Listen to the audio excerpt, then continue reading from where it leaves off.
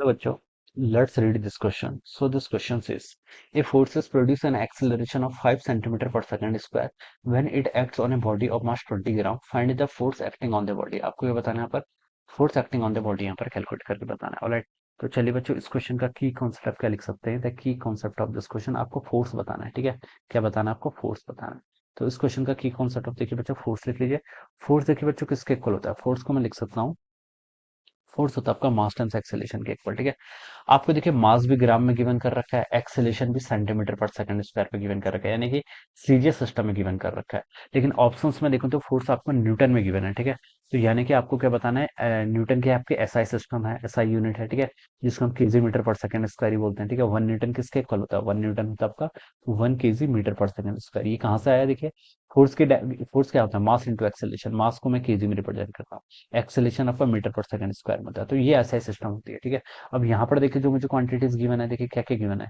यहाँ पर मुझसे बोल रखा है, देखिए अगर मैं इसमें पुट कर दूं वैल्यू, दो तरीके से कर सकता हूँ। एक तो मैं इसको पहले मास को केजी में कन्वर्ट कर दूं और एक्सेलेरेशन को मीटर पर सेकंड स्क्वायर में कन्वर्ट कर लूं, तब भी आंसर आ जाएगा। या फिर पहले मैं इसको चलिए सीजी सिस्टम में कन्वर्ट कर लेता हूँ, फिर उसको वहां पर से किसमें कन्वर्ट कर लूंगा? एसआई सिस्टम में।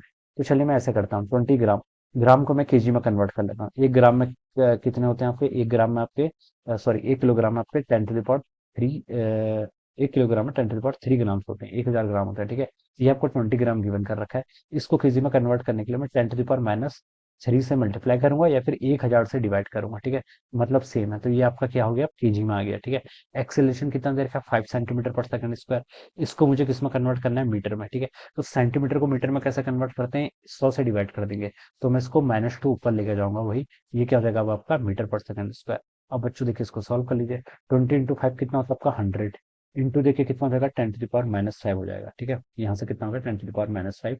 और ये क्या हो गया आपका? केजी मीटर पर सेकंड स्क्वायर।